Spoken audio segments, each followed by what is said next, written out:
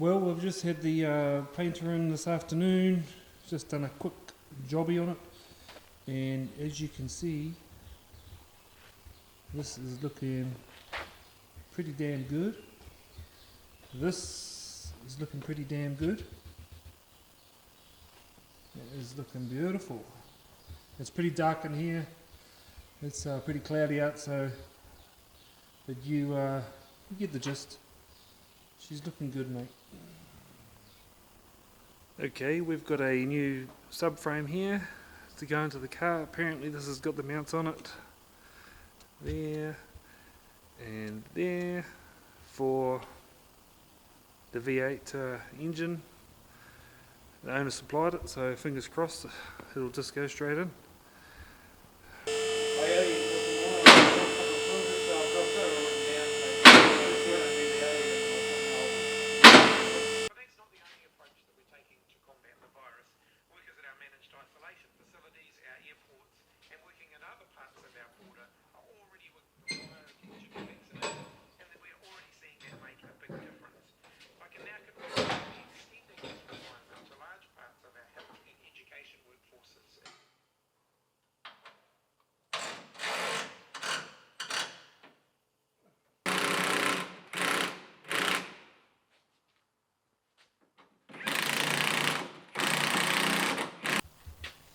Okay, so there we have it. We have our member in there, and sorry about the lighting. It's pretty shit at the moment.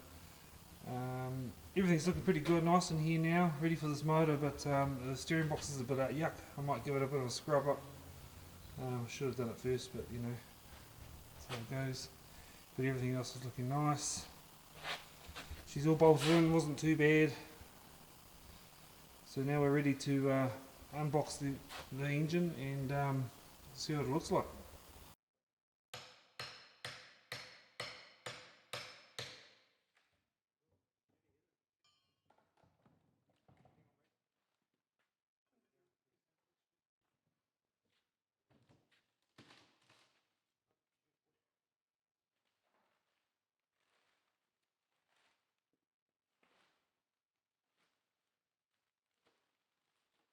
Okay, this is the engine.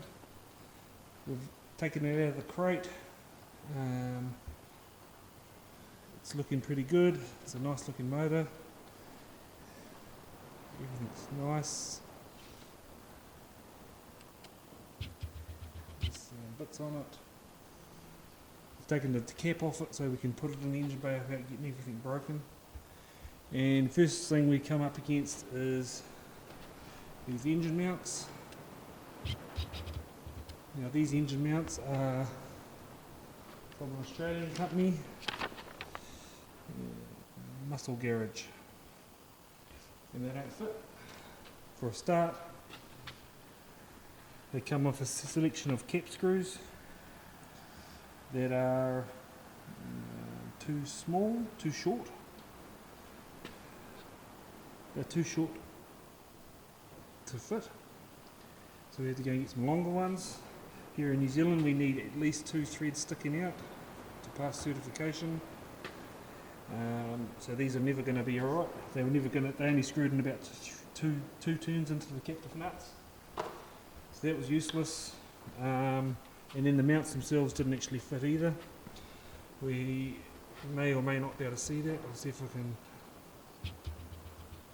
In this area here, we have to grind the radius of the welds off the mounts to make them fit. Both sides, that side and that side, same thing. This side wasn't so bad, but hopefully the thing should just slot in and see how we go.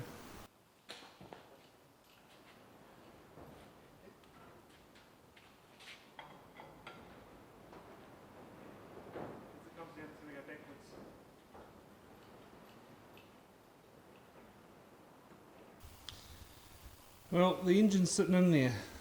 We had it in and out about 3 times because these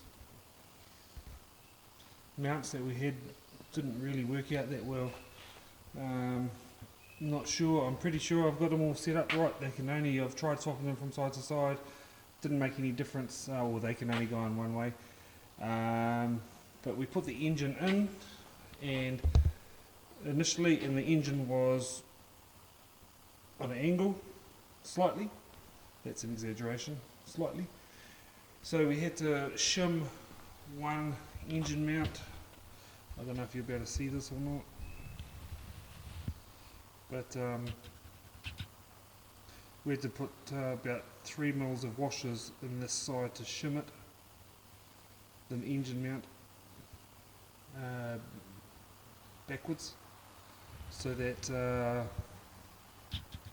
we could get the thing to sit in there a little bit straighter. I'm pretty sure it's sitting in the right place.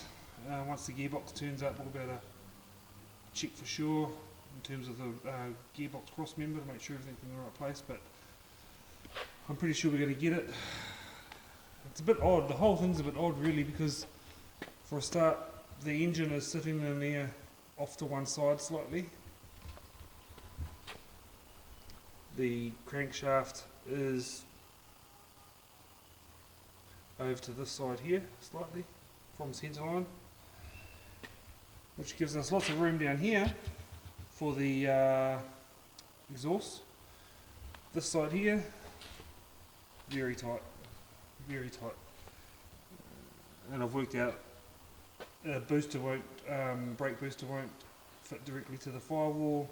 It's going to have an extension, those lever type extensions put on it. I think there's such a thing for these. Had a quick look at the exhaust, and yes, it does unbolt in the middle there.